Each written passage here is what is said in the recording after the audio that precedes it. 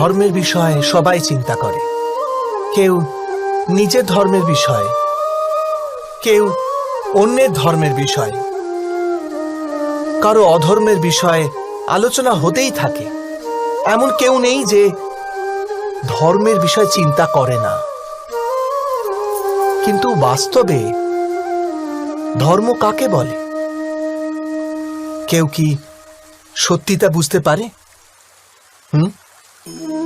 ধর্ম মানুষকে অন্য মানুষের সঙ্গে, সমস্ত সৃষ্টির সঙ্গে একাত্ম হয়ে বাঁচার জ্ঞান দেয়।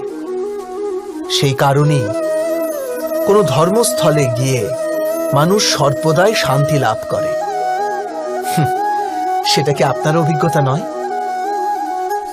অর্থাৎ ধর্ম মানুষের সমস্ত সংঘর্ষ বিনাশ করে। কিন্তু এটা কি করে সম্ভব যে কোনো মানুষের অন্য কারোর সঙ্গে কোনো সংঘর্ষ হবে না? বিবেচনা করুন, যেখানে প্রেম আছে সেখানে সংঘর্ষ থাকে নাকি? আপনি বলবেন হ্যাঁ, অবশ্যই থাকে।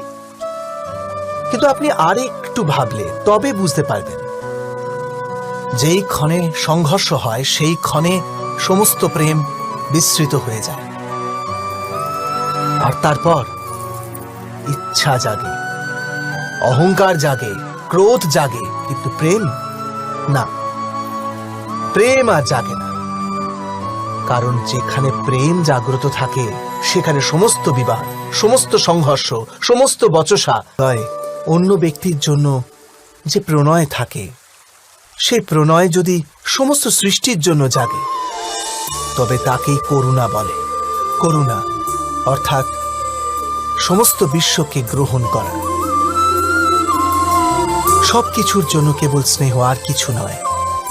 কোথাও কারোর জন্য কোনো হীন ভাব নয়। করুণাই হলো বাস্তবে সমস্ত ধর্মের সার। ধর্ম যদি বৃক্ষ হয় তবে করুণাই তার মূল, তার শিকড়।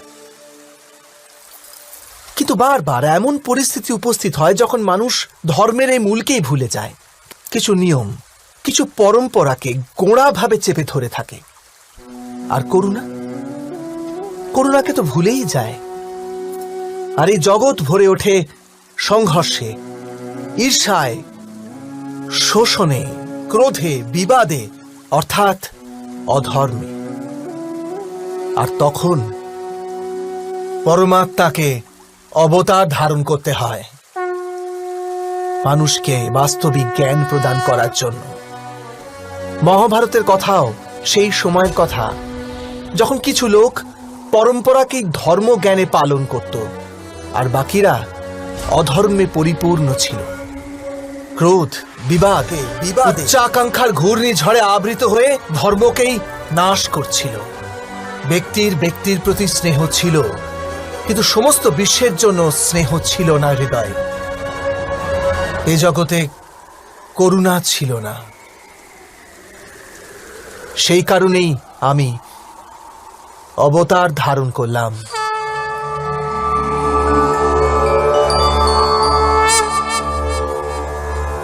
পরিত্রাণায় সাধুনাং, সাধুজনদের পরিত্রাণ করার জন্য, বিনাশায় চ দুষ্কৃতাং, কুকর্ম যারা করে তাদের নাশ করার জন্য, ধর্ম সংস্থাপনার্থায়, ধর্মের স্থাপনা করার জন্য। ইচ্ছা, আশা, প্রত্যাশা, আকাঙ্ক্ষা, এসবই তো মানব সমাজের চালিকা শক্তি, তাই না? যদি কেউ আপনাকে প্রশ্ন করে যে আপনি কে, তবে আপনার উত্তর কি হবে?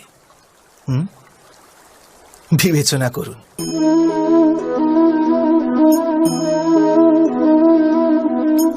আপনি তখন বুঝতে পারবেন যে আপনার ইচ্ছাই আপনার জীবনের ব্যাখ্যা।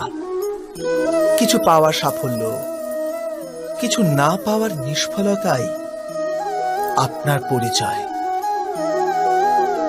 অধিকতর ব্যক্তি এইভাবে জীবিত, নিজের ভেতর থেকে শেষ হয়ে যেতে থাকে, তবু নিজের ইচ্ছেগুলোকে মারতে পারে না। ইচ্ছা তাকে এমন ভাবে ছোটাতে থাকে যেমন মৃগের নেশায় শিকারী। কিন্তু আবার এই ইচ্ছাগুলির গর্ভ থেকেই জ্ঞানের প্রকাশও ঘটে। কি করে? যখন ইচ্ছা অপূর্ণ থেকে যায়, আশা ভেঙে যায়, তখন সেখান থেকে জ্ঞানের কিরণ প্রবেশ করে মানুষের হৃদয়ে। না, এই গাথা শুধু ইচ্ছাদের পরস্পর সংঘর্ষের নয়, নয় মহতাকাঙ্ক্ষা থেকে জন্ম নেওয়া ভয়াবহ রক্তপাতের। এই গাথা হল ইচ্ছার গর্ভ থেকে উৎসারিত হওয়া জ্ঞানের।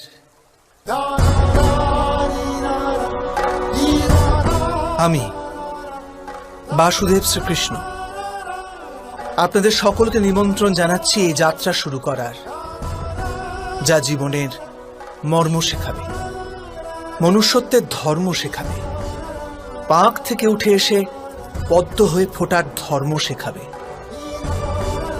আর এই যাত্রার নাম হল মহাভারত।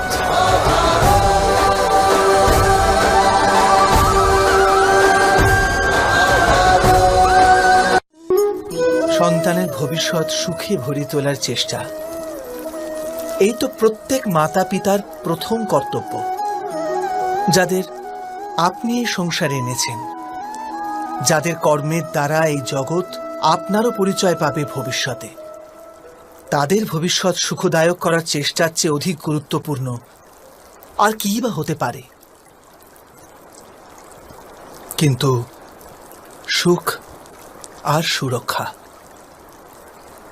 এসব কি মানুষের কর্ম থেকেই প্রাপ্ত হয় না?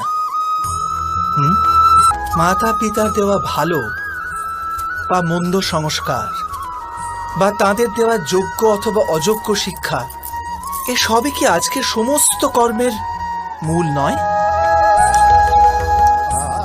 সংস্কার আর শিক্ষার থেকে তৈরি হয় মানুষের চরিত্র। অর্থাৎ মাতা পিতা নিজের সন্তানদের যেমন চরিত্র নির্মাণ করেন, তেমনই হয় তাদের ভবিষ্যৎ। কিন্তু তবু অধিকতর মাতা পিতা নিজেদের সন্তানের ভবিষ্যৎ সুরক্ষিত করার চিন্তায় তাদের চরিত্র নির্মাণের কার্যের কথা ভুলেই যান। বস্তুত যে মাতা পিতা শুধু নিজের সন্তানের ভবিষ্যতের চিন্তা করেন, তাদের সন্তানদের কোনো লাভ হয় না। কিন্তু যে মাতা পিতা নিজের সন্তানের ভবিষ্যৎ নয়, তার চরিত্রের নির্মাণ করেন, সেই সন্তানের প্রশস্তি বিশ্ব সংসার করে। স্বয়ং বিচার করুন।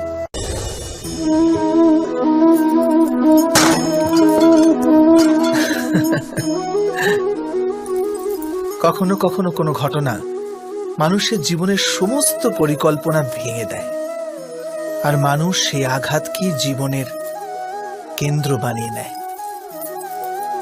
কিন্তু ভবিষ্যৎ কি মানুষের পরিকল্পনার আধারে নির্মিত হয়? না। যেভাবে কোনো উঁচু পর্বতে যে ব্যক্তি সর্বপ্রথম চড়ে, সেই পর্বতের পাদদেশে বসে সে যা পরিকল্পনা করে, সেই পরিকল্পনায় কি তাকে পর্বতের শিখরে পৌঁছে দিতে পারে? না। বাস্তবে সে ব্যক্তি যত উপরে ওঠে, তত নিত্য নতুন পরীক্ষা, নতুন বিড়ম্বনা, নতুন ধরনের অবরোধের সম্মুখীন হয়। প্রত্যেক পদে তার পরবর্তী পদক্ষেপ ঠিক করতে হয়, প্রত্যেক পদে তাকে পরিকল্পনা বদলাতে হয়। না হলে যদি পুরাতন পরিকল্পনা তাকে খাদের দিকে ঠেলে দেয়, সে পর্বতকে নিজের যোগ্য করে তুলতে পারে না, কেবল নিজেকে পর্বতের যোগ্য করার চেষ্টা করতে পারে। আচ্ছা, জীবনের ক্ষেত্রেও তো এমনই হয়। যখন মানুষ তার জীবনের কোনো একটি বাধা, কোনো একটি অবরোধকে জীবনের কেন্দ্র বানিয়ে নেয়, নিজের জীবনের গতি থামিয়ে দেয়, তখন সে তার জীবনে সফল হতে পারে না সুখ আর শান্তি প্রাপ্ত করতে। অর্থাৎ জীবনকে নিজের যোগ্য করার চেষ্টার বদলে স্বয়ং নিজেকে জীবনের যোগ্য করে তোলার চেষ্টাই কি সাফল্য আর সুখের একমাত্র মার্গ নয়? স্বয়ং বিচার করুন।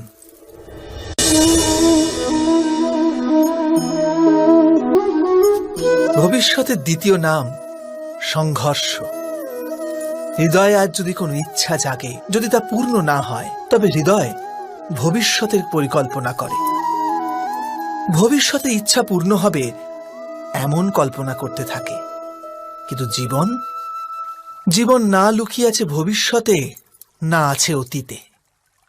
জীবনের হদিশ তো আছে এই ক্ষণে, অর্থাৎ এই মুহূর্তের অনুভবেই রয়েছে জীবনের অনুভব।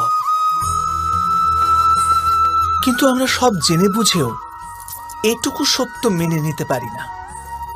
হয় আমরা পুরনো স্মৃতি দিয়ে নিজেদের ঘিরে বসে থাকি, অথবা আগামী সময়ের জন্য পরিকল্পনা করতে থাকি। আর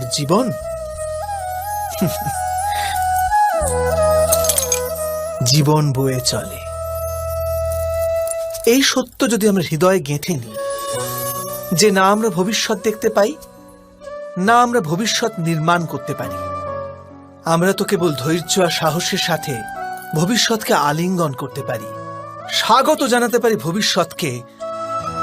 আর তবেই কি জীবনের প্রতি মুহূর্ত জীবনের দ্বারা মুখরিত হয়ে উঠবে না? স্বয়ং বিচার করুন। পূর্বপুরুষের ইচ্ছা, আশা, মহতাকাঙ্ক্ষা, ক্রোধ, বিবাদ, প্রতিশোধ, এ সব কিছুর ভার নতুন প্রজন্মকে বহন করতে হয়। মাতা পিতা নিজের সন্তানকে দিতে তো চান বিশ্বের সমস্ত সুখ, কিন্তু দিয়ে ফেলেন নিজের জমানো পীড়ার সত্তা। দিতে চান অমৃত, কিন্তু সাথে সাথে বিষের ঘড়াও পূর্ণ করে দিয়ে যান। আপনি বিচার করুন, আপনি আপনার সন্তান সংঘর্ষ পূর্ব ব্যাখ্যার থেকে নির্মিত নয় কি? হত্যা, মৃত্যু, রক্তপাত এসব কি পূর্ব ব্যাখ্যা থেকে জন্মায় না? অর্থাৎ মাতা পিতা নিজের সন্তানকে জন্মের সাথে সাথে মৃত্যুর দানও দেন, প্রেমের প্রকাশের সাথে সাথে ঘৃণার অন্ধকার উপহার দেন। আর অন্ধকার মনের হোক, হৃদয়ের হোক বা বাস্তবিক হোক, তার থেকে কেবল ভয়ের উৎপত্তি হয়, কেবল ভয়।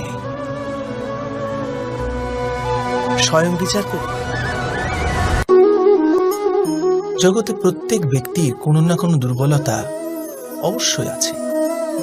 যেমন কেউ খুব অধিক বেগে দৌড়াতে পারে না, কেউ অধিক ভার গ্রহণ করতে পারে না, কেউ কোনো অসাধ্য রোগে পীড়িত হয়ে পড়ে, তো কেউ বিদ্যা পাঠ স্মরণে রাখতে পারে না। এরকম অনেক উদাহরণ আরো আছে। আপনি কি এমন কোনো ব্যক্তিকে জানেন যার সমস্ত প্রাপ্তি ঘটেছে? শ্রমের দ্বারা সেই দুর্বলতাকে পরাজিত করে দেন। কি বিভেদ আছে এদের আর অন্য লোকেদের মধ্যে? আপনি কখনো এর বিচার করেছেন? অতি সরল উত্তর আছে প্রশ্নে। যে ব্যক্তিকে দুর্বলতা পরাজিত করতে পারে না, যে পৌরুষের প্রমাণ দেবার সাহস রাখে হৃদয়ে, সেই দুর্বলতাকে পার করতে পারে। অর্থাৎ দুর্বলতা তো ঈশ্বর প্রদান করে, কিন্তু নিজের সীমা তো মানুষ নিজেই নির্মিত করে। স্বয়ং বিচার করুন। মানুষের সব সম্পর্কের আধার হলো প্রত্যাশা। পতি কেমন হবে? যে আমার জীবন সুখ আর সুবিধায় ভরে দেবে। পত্নী কেমন হবে? যে সর্বদা আমার প্রতি সমর্পিত থাকবে। সন্তান কেমন হবে? যে আমার সেবা করবে, আমার আদেশ মেনে চলবে। প্রবল ইচ্ছে থাকলেও কোনো মানুষ কারোর সকল প্রত্যাশা পূর্ণ করতে পারে না। আর তার থেকেই জন্ম নেয় সংঘর্ষ। সকল সম্পর্ক সংঘর্ষে পরিবর্তিত হয়ে যায়। কিন্তু মানুষ যদি প্রত্যাশাকে সম্পর্কের আধার না বানায় আর স্বীকার করে যে কেবল সম্পর্কই মূল আধার, তবে কি জীবন আপনা থেকেই সুখ আর শান্তিতে ভরে যাবে না? স্বয়ং বিচার করে দেখুন। জীবনের প্রতি ক্ষণ নির্ণয়ের ক্ষণ। প্রত্যেক পদে আগামী মুহূর্তের নির্ণয় করতে করতে যেতে হয়। আর নির্ণয় নিজের প্রভাব রেখে যায়। আজকের নেওয়া নির্ণয় ভবিষ্যতের জন্য সুখ বা দুঃখ লিখে রেখে দেয়, না কেবল নিজের জন্য, নিজের পরিবারের জন্যেও, আগামী প্রজন্মের জন্য বটে। যখন কোনো সংশয় সামনে এসে দাঁড়ায়, মন ব্যাকুল হয়ে যায়। বুঝতে থাকা কোনো মন সঠিক নির্ণয় নিতে পারে? বাস্তবে শান্ত মনে যে ব্যক্তি নির্ণয় নেয়, সে নিজের জন্য সুখময় ভবিষ্যৎ নির্মাণ করতে পারে। কিন্তু নিজের মনকে শুধু শান্ত করতেই যদি কেউ কোনো নির্ণয় নেয়, তবে সে ব্যক্তি নিজের জন্য ভবিষ্যতে কাঁটা বৃক্ষ রোপণ করে। স্বয়ং বিচার করে দেখুন। সময়ের প্রারম্ভ থেকে মানুষকে একটি প্রশ্ন সদাই পীড়া দেয়, যে তারা নিজের সম্পর্কগুলিতে অধিকতম সুখ আর ন্যূনতম দুঃখ কিভাবে লাভ করতে পারে। আচ্ছা, আপনার সমস্ত সম্পর্ক কি আপনাকে সম্পূর্ণ সন্তোষ দিতে পেরেছে? বিচার করুন। আমাদের জীবন সম্পর্কের উপর দাঁড়িয়ে আছে।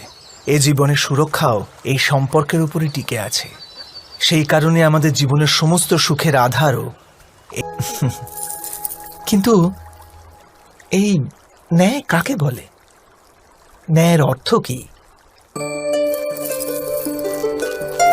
অন্যায় যে করেছে সে যদি অনুতপ্ত হয়, আর যার উপর অন্যায় হয়েছে তার মনে যদি আবার বিশ্বাস জাগে সমাজের প্রতি, তাকেই তো ন্যায় বলে।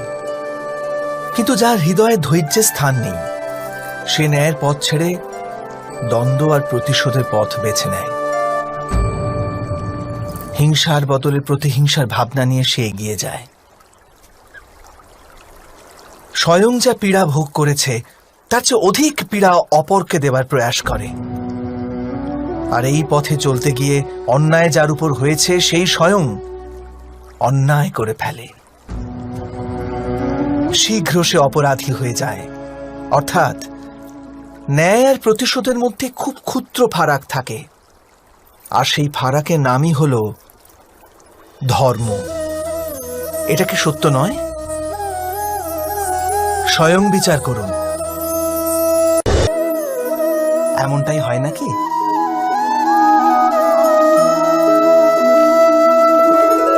কিন্তু যদি আমরা একে অপরের স্বতন্ত্রতাকে সম্মান করি, তাহলে কোনো সীমার প্রয়োজনীয়তাই পড়ে না।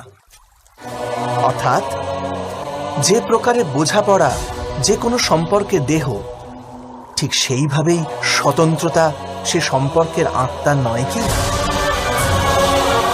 স্বয়ং বিচার করুন।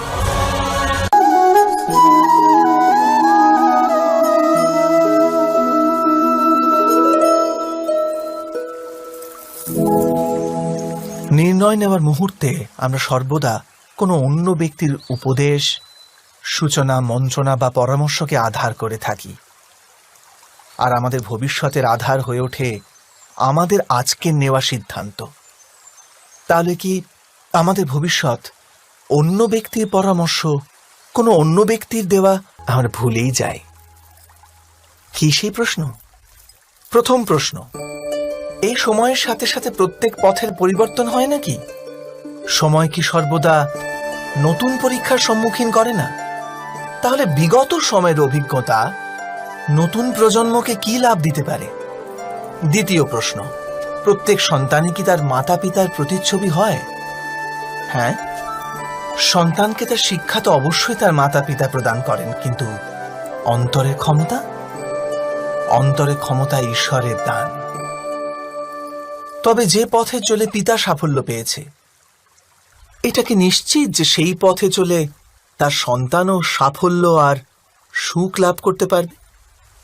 তৃতীয় প্রশ্ন, জীবনের সংঘর্ষ আর পরীক্ষায় কি লাভ প্রদান করে না? প্রত্যেক নতুন প্রশ্ন কি এক নতুন উত্তরে দ্বার খুলে দেয় না? তবে কি সন্তানদের নতুন নতুন প্রশ্ন, সংঘর্ষ আর পরীক্ষা থেকে দূরে রাখলে তা কি তাদের পক্ষে খুব লাভজনক হবে নাকি তাদের ক্ষতিই করবে? অর্থাৎ যেমনভাবে সন্তানের ভবিষ্যৎ নির্মাণ করার বদলে তার চরিত্রের নির্মাণ করাই শ্রেয়, তেমনি সন্তানের ভবিষ্যতের পথ নির্ধারণ করার বদলে তাদের নতুন নতুন সংঘর্ষের সাথে লড়াই করতে পারার মনোবল আর জ্ঞান প্রদান করা, এটাই কি লাভজনক নয়? স্বয়ং বিচার করে দেখুন। সবার জীবনে এমন মুহূর্ত অবশ্যই আসে যখন সত্য বলার না, এ তো কেবল তথ্যটুকু, অর্থাৎ যেমন ঘটেছে শুধু সেইটুকু ব্যক্ত করা, এ সামান্য ব্যাপার। কিন্তু কখনো কখনো সেই তথ্যটুকু বলতে গিয়েও ভয় হতে থাকে। কখনো আবার অন্য ব্যক্তি কি ভাববে সেই দুশ্চিন্তা হয় মনে, অন্য কারো দুঃখ হবে এই ভয়টাও সত্যকে আটকায়। তবে এই সত্য কাকে বলে আমরা কি কখনো বিবেচনা করেছি? যখন ভয়কে তুচ্ছ করেও কোনো তথ্য বলে দেওয়া হয়, তবে তাকে সত্য বলা হয়। বাস্তবে সত্য আর কিছুই না, কেবল নির্ভীকতারই অপর নাম। আর নির্ভীক হওয়ার কোনো সময় হয় না, কারণ নির্ভীকতা আত্মারই এক স্বভাব।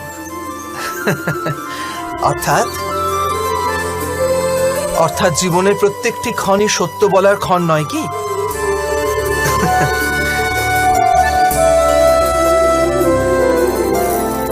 স্বয়ং বিচার করুন। যখন কারো আশা ইচ্ছা ভঙ্গ হয়ে যায়, তখন তার হৃদয় ক্রোধে ভরে ওঠে। যে ব্যক্তিকে সে নিজের অপরাধী মনে করে তাকে দণ্ড দেবার প্রচেষ্টা করে। কিন্তু আমাদের ইচ্ছা বা আশা ভঙ্গ হওয়া সর্বদাই কি কারো অপরাধে হয়? ইচ্ছা অপূর্ণ থাকার তো অনেক কারণ হতে পারে। কিছু ইচ্ছা দৈবের কারণে ভঙ্গ হয়, আর কিছু নিয়তির জন্য। ধারণ না করে কারোর অপরাধের বিচার বিবেচনা করা ও কাউকে দণ্ড দেওয়াটা আরো বড় অন্যায় নয় কি? স্বয়ং বিচার করুন। সংকেত বা পূর্বাভাসের উপর নির্ভর করে আমরা ভবিষ্যতের সুখ দুঃখের কল্পনা করি। ভবিষ্যতে দুঃখের কারণ দূর করার জন্য আমরা আজ পরিকল্পনা করি। কিন্তু কালকের সংকটকে আজ নির্মূল করার চেষ্টা করলে আমরা লাভবান হই নাকি আমরা ক্ষতিগ্রস্ত হই? এই প্রশ্ন নিজেদের করি না। সত্য তো এটাই যে সংকট আর তার নিবারণ একসাথেই জন্ম নেয়, ব্যক্তির খাতিরে আবার সৃষ্টিরও খাতিরে, তাই না? আপনি আপনার ভূতকালের কথা স্মরণ করুন, ইতিহাসকে দেখে নিন। আপনি তখনই উপলব্ধি করবেন যে যখন যখন সংকট এসেছে তখন তখন তাকে নিবারণ করার শক্তিরও জন্ম হয়েছে। এটাই তো জগতের নিয়ম। অর্থাৎ সংকটই শক্তির জন্মের কারণ। প্রত্যেক ব্যক্তি যখন সংকট থেকে বেরিয়ে আসে তখন সে এক পদ আগে এগিয়ে যায়, অধিক উজ্জ্বলতা, অধিক আত্মবিশ্বাস লাভ করে, না কেবল নিজের জন্য, সমগ্র বিশ্বের জন্য বটে। এটা কি সত্য নয়? বাস্তবে সংকটের জন্ম মানে একটি সুযোগের জন্ম, নিজেই নিজেকে বদল করার, নিজের চিন্তাধারাকে আরো উঁচুতে নিয়ে যাওয়ার সুযোগ, নিজের আত্মাকে অধিক বলবান আর অধিক জ্ঞানমণ্ডিত করার সুযোগ। যে এটা করতে পারে তার কোনো সংকট আসে না, কিন্তু এমনটা যে করতে পারে না সে তো স্বয়ংই এক সংকট হয়ে পড়ে বিশ্বের জন্য। বিবেচনা করুন।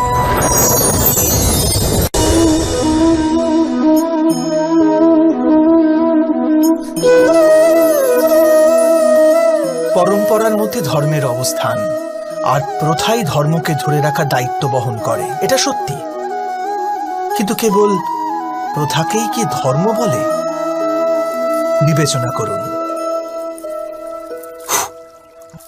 সত্য তো এই যে যেমন ভাবে পাষাণের ভেতরে শিল্প থাকে, ঠিক তেমনি প্রথার মধ্যেও ধর্মকে পাওয়া যায়। এই পাথরের মধ্যেও শিল্প আছে।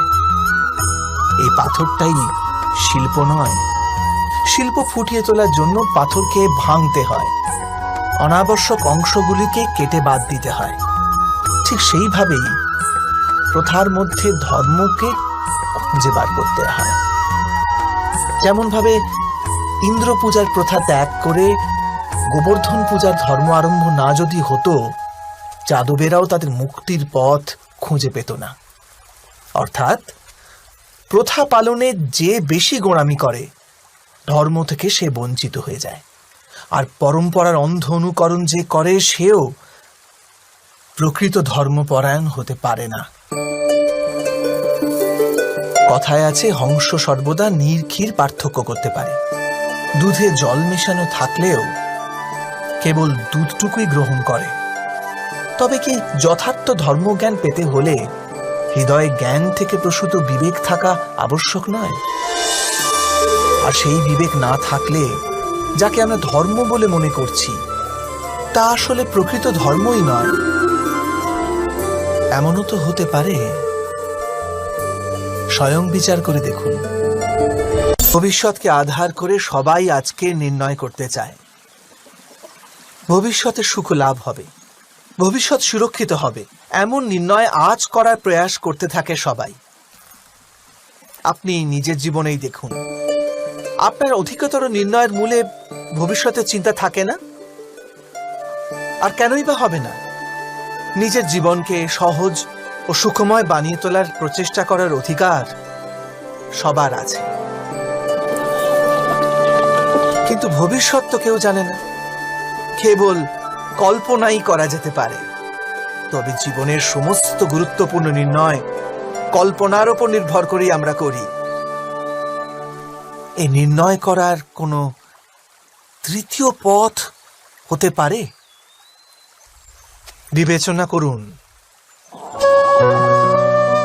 সমস্ত সুখের আধার ধর্ম, আর সেই ধর্ম মানুষের হৃদয়ে স্থাপিত।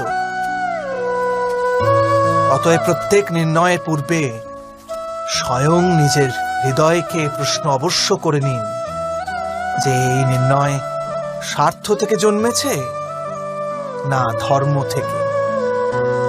এটুকুই কি যথেষ্ট নয়? ভবিষ্যতের বদলে ধর্মের বিচার করলে কি ভবিষ্যৎ অধিক সুখময় হয়ে উঠবে না?